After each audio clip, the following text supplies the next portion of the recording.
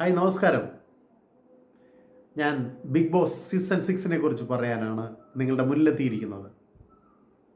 ഞാനും ഒരു മത്സരാർത്ഥിയായിരുന്നു big Boss season 6ൽ. പക്ഷേ ഹൗസിൽ എൻട്രി ചെയ്യാൻ എനിക്ക് അവസരം ഉണ്ടായില്ല. മാസങ്ങൾക്ക് മുമ്പ് ഒക്ടോബറിലോ നവംബറിലോ മറ്റോ ആണെന്ന് തോന്നുന്നു, ഞാനൊരു CV അയച്ചിരുന്നു. CV അവർ ഷോർട്ട് ലിസ്റ്റ് ചെയ്തു. അവർ എന്നെ ഇൻ്റർവ്യൂവിന് വിളിച്ചു. First it was a Google Meet. 1 മണിക്കൂറോളം നീണ്ടു നിന്ന ഗൂഗിൾ മീറ്റ് വളരെ സക്സസ്ഫുൾ ആയിരുന്നു എന്ന് എനിക്ക് തോന്നി. കുറേ 2 ആഴ്ചകൾക്ക് ശേഷം, ഒരു 3 ആഴ്ചയ്ക്ക് ശേഷം അവർ വീണ്ടും എന്നെ പേഴ്സണലായിട്ട് മീറ്റ് ചെയ്യണമെന്ന് പറഞ്ഞ് വിളിച്ചിരുന്നു. എറണാകുളത്തെ അവരുടെ ഓഫീസിൽ, ഏഷ്യാനെറ്റിൻ്റെ ഓഫീസിൽ ഞാൻ ഇൻ്റർവ്യൂവിന് പങ്കെടുത്തു. എന്നെ ഇൻ്റർവ്യൂ ചെയ്തത് ഏഷ്യാനെറ്റിൻ്റെ ബോർഡ് ഓഫ് ഡയറക്ടേഴ്സിൽപ്പെട്ട 6 പേരായിരുന്നു. Yes, I remember it 6 people in front of a live camera.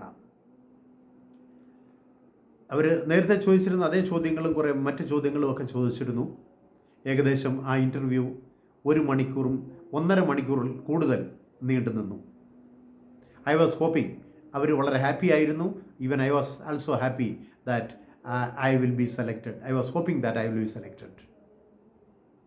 ദൗർഭാഗ്യവശാൽ അതുണ്ടായില്ല. ബിഗ് ബോസ് സീസൺ 6 സ്റ്റാർട്ടായി. അതിലെ ഒരു സീനിയർ പേഴ്സൺ എന്ന നിലയിൽ സുരേഷ് മേനോൻ സെലക്ട് ചെയ്യപ്പെട്ടിരുന്നു. സുരേഷ് മേനോനാണ് ഒരു സീനിയർ പേഴ്സൻ്റെ റെപ്രസെൻറ്റേറ്റീവായി അവിടെ എത്തിയത്. I was hoping that I will be the person in place of him. Suresh മേനോൻ്റെ സ്ഥലത്ത് ഞാൻ ഉണ്ടായിരിക്കുമെന്നായിരുന്നു ഞാൻ പ്രതീക്ഷിച്ചിരുന്നത്. അങ്ങനെ ഷോ തുടങ്ങി. ഷോ നടന്നുകൊണ്ടിരിക്കുകയായിരുന്നു. വീണ്ടും വൈൽഡ് കാർഡ് എൻട്രിയുടെ സമയത്ത് എനിക്ക് ഏഷ്യാനെറ്റിൽ നിന്ന് കോൾ വന്നു. Are you interested for the wild card entry? Yes, I said yes. Then after few days they call me for an interview. It was a Google meet. ആ മീറ്റിങ്ങിൽ ആദ്യത്തെ 2 meeting വളരെ successful ആയിരുന്നു. They were happy, even I was happy. The 3rd മീറ്റിങ്ങിൽ Lal sir പറയുന്ന പോലെ ഒന്ന് മാറ്റിപ്പിടിച്ചാലോ എന്നുള്ള രീതിയിൽ ഞാനൊന്ന് മാറ്റിപ്പിടിച്ചു. സത്യസന്ധമായ കുറച്ച് കാര്യങ്ങൾ ബോർഡ് ഓഫ് ഡയറക്ടേഴ്സിന് മുന്നിൽ ഞാൻ പറഞ്ഞു. പ്രേക്ഷകരുടെ അഭിപ്രായങ്ങൾ പറഞ്ഞു. കുടുംബസമേതം കാണാൻ പറ്റാത്ത ഒരു ഷോയാണ് ബിഗ് ബോസ് 6 എന്ന് ഞാൻ പറഞ്ഞു. ലാൽ സാറും ബിഗ് ബോസ് ഹൗസ് മെമ്പേഴ്സിനോട് ഈ അഭിപ്രായം തന്നെ പറഞ്ഞിരുന്നു. ഒരുപാട് അഭിപ്രായങ്ങൾ, ബിഗ് ബോസിൻ്റെ ചരിത്രത്തിൽ ഇത്രയും മോശമായ ഒരു അഭിപ്രായം ബിഗ് ബോസ് സീസൺ 6നെ കുറിച്ച് ഉണ്ടായിട്ടില്ല. അത് മാറ്റണം. അടിയും തല്ലും പിടിയും ബഹളവും ഇവിടെ കാണാൻ പാടില്ല. കുടുംബസമേതം ആൾക്കാർ കാണുന്ന ഒരു ഷോയാണിത്. അങ്ങനെ കുറേ മാറ്റങ്ങളൊക്കെ സംഭവിച്ചു. പക്ഷേ ചില കാര്യങ്ങൾ അവിടെ തുടർന്നുകൊണ്ടേയിരുന്നു. വാഴ ചുറ്റി പ്രേമം, ബ്ലാങ്കറ്റ് അടിയിലുള്ള പ്രേമം, ബാത്റൂമിൻ്റെ പുറകുവശത്തുള്ള പ്രേമം, അങ്ങനെ കെട്ടിപ്പിടുത്തവും ഉമ്മവക്കലും കടിയും നിർബാധം തുടർന്നുകൊണ്ടേയിരുന്നു. പ്രേക്ഷകർക്ക് സഹികെട്ട് ഒരുപാട് അഭിപ്രായങ്ങൾ, മോശമായ അഭിപ്രായങ്ങൾ പറയാൻ തുടങ്ങി. ബിഗ് ബോസ് ഹൗസിലെ ഒരു ഹൗസ്മേറ്റ് മാത്രം ഇത് മോശമായ ഒരു സംഗതിയാണ്, കുടുംബ പ്രേക്ഷകർ കാണുന്നതാണ് എന്ന് പറഞ്ഞു. അൻസിബ മാത്രം. അൻസിബയെ ആരും സപ്പോർട്ട് ചെയ്തില്ല. ഇവൻ ഹൗസ്മേറ്റ്സ് പോലും സപ്പോർട്ട് ചെയ്തില്ല.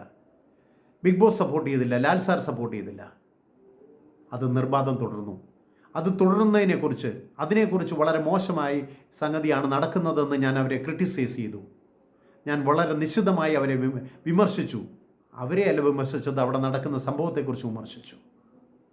ആരെ കുറ്റം പറഞ്ഞാലും നമ്മൾ ആരെങ്കിലും ക്രിട്ടിസൈസ് ചെയ്താൽ അവർ നമ്മളെ ഇഷ്ടപ്പെടത്തില്ല.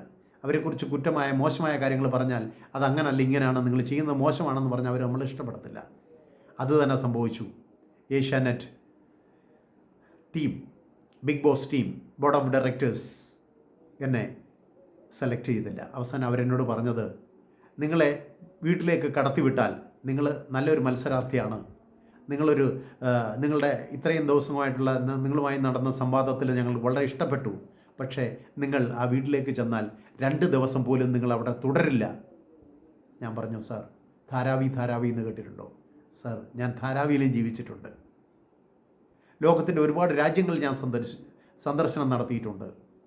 എൻ്റെ ജോലിയുടെ ഭാഗമായി ലോകത്തിലെ പല രാജ്യക്കാരെയും ഇൻ്റർവ്യൂ ചെയ്യാൻ എനിക്ക് അവസരം ഉണ്ടായിട്ടുണ്ട്. പക്ഷേ അവസാനം വൈൽഡ് കാർഡ് എൻട്രിയിലും അവരെന്നെ പരിഗണിച്ചില്ല.